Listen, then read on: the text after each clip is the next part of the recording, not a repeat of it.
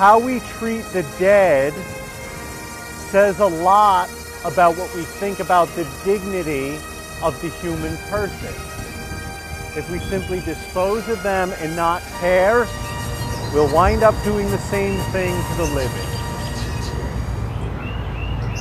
The cemetery was opened in 1853.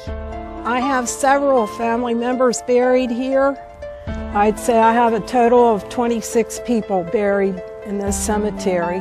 I was drawn back here to try to clean up the cemetery, which began to deteriorate back in the 60s. The church could not contain the vandals.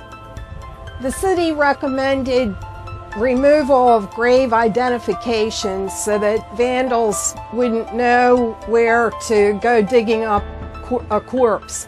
The church authorized the removal of all the gravestones. Gravestones were removed from the grave sites, bulldozed out to the edges of the cemetery. Many gravestones were buried on the property, and some were actually removed and taken to a park 3 miles away and dumped into a stream bank, Herring Run Stream.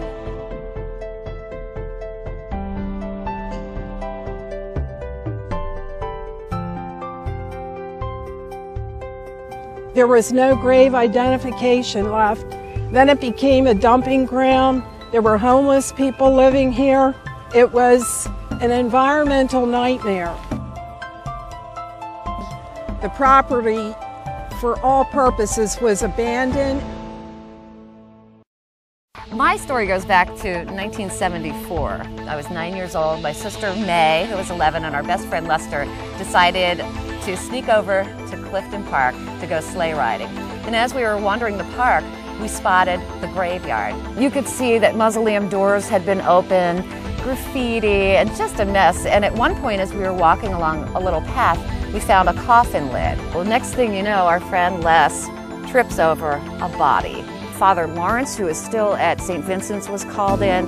The police were called, and Father Lawrence had to bury a body.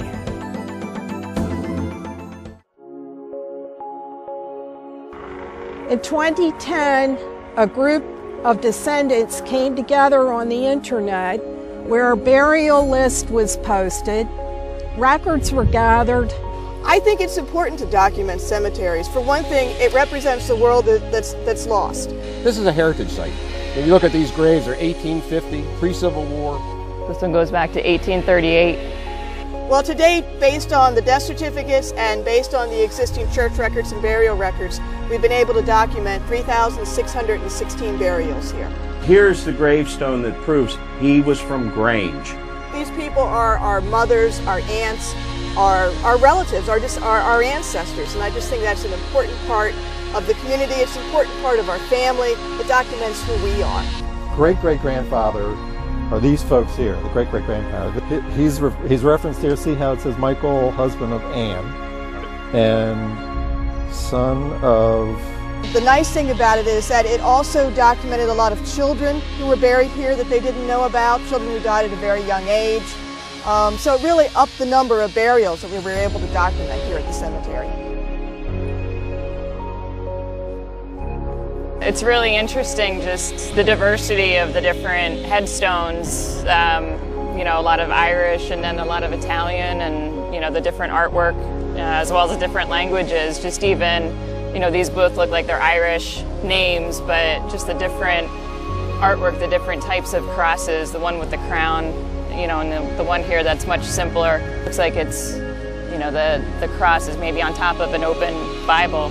I really like this one here too. It's very simple, but it has an anchor on it. You know, so just that little piece of detail, you know, to tell you something about that person's life. Restoring this grave site is important to me. This is a stone of my great uncle, which also includes the names of my great-great-grandparents. I found this piece here at another cleanup event. A volunteer found the top part partially buried, and it's a perfect fit. How we doing, my friends?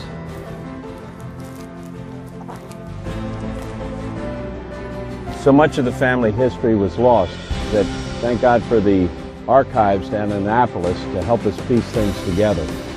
And then to see these stones being uncovered for the first time in 3 decades, and we see what our family history is.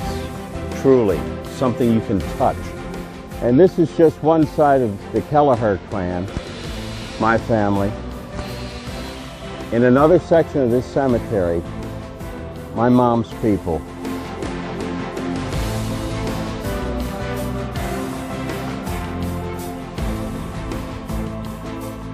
Today, we're on another level. We have been blessed with a member of the Boy Scouts.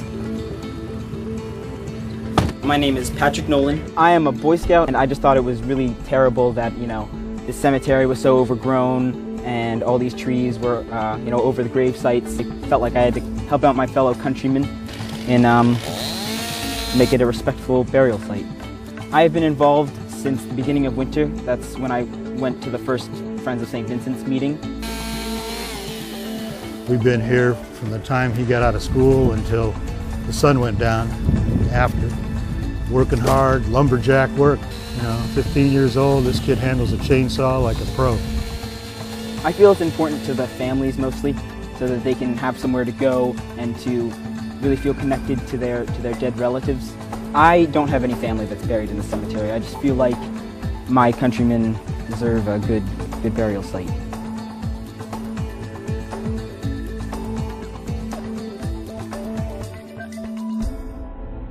Today is tree removal day.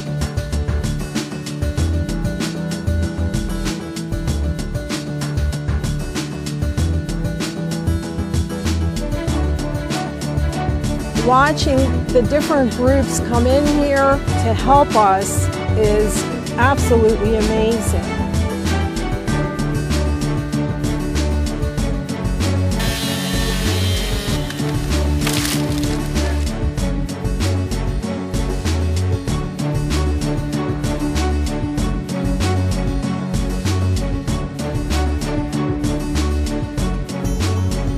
It's good to see that there are people who care about it and come out to do this, and I plan on helping more in the future.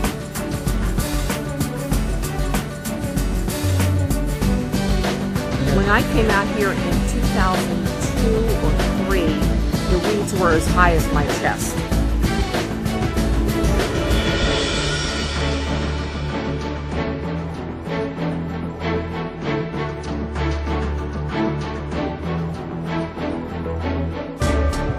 St. Vincent Cemetery will complement Clifton Park.